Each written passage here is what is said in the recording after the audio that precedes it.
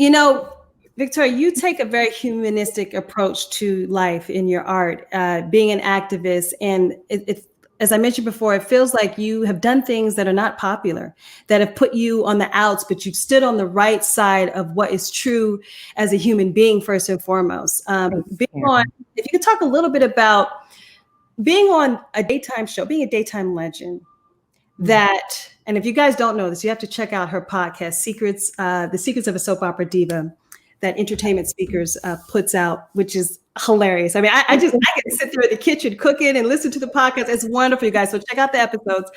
But you really brought home, I don't know if a lot of people know, that the audience for soap operas is largely African-American women, particularly even in Louisiana.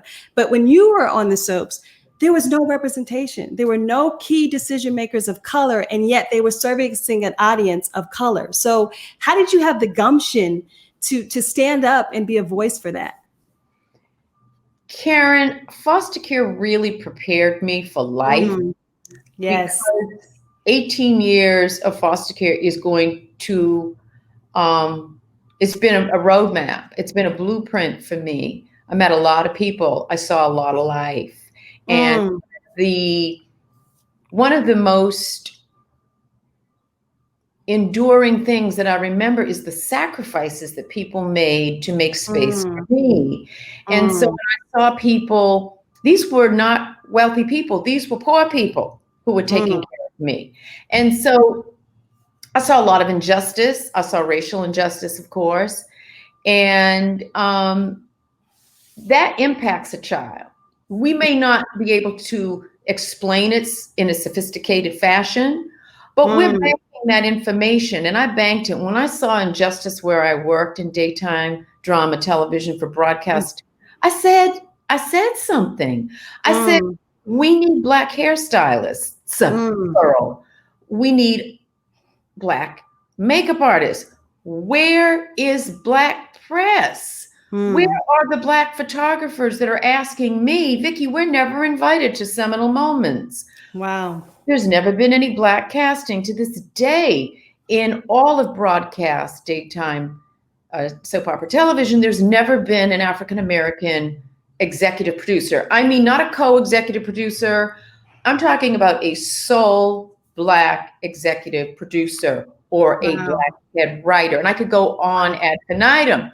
What I'm saying here is that there is a disparity. And when I see disparity, having grown up in it, I say something, because until justice includes all of us, until we all have fair economic parity and inclusion, then it's injustice. It's not justice for all. And that's what this march is about as well.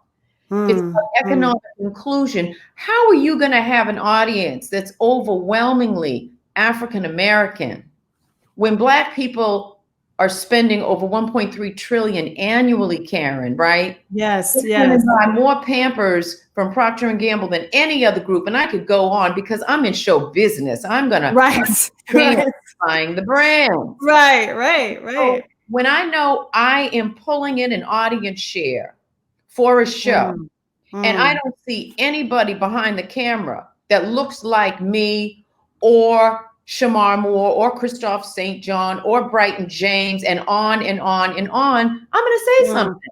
That's just called courage. And that's just called the right thing to do. And that's called breaking out of sweat. Another form of sweating. You know what I'm saying? Like it's the purification. It's getting your nails dirty. It's doing the work that you talked about. It's doing the work, Caryn. It's doing the work. So, that's not popular with many in the corporate strata, not just in television, but it's not popular. It's one thing if you bring in the ratings, everybody loves you. When you ask for that C-suite corner office, that's a different matter. Come on now. We don't want to talk to you because now you're pushing in on real money. So yes, I really had a lot of opportunity to bring forth concerns, and I presented those concerns for consideration for Mhm. change right across Mm. the board, from African Americans being on the covers of Mhm. soap opera magazines to the considerations of us as writers, producers, directors, etc., on and on. Mhm. Mhm. Mhm.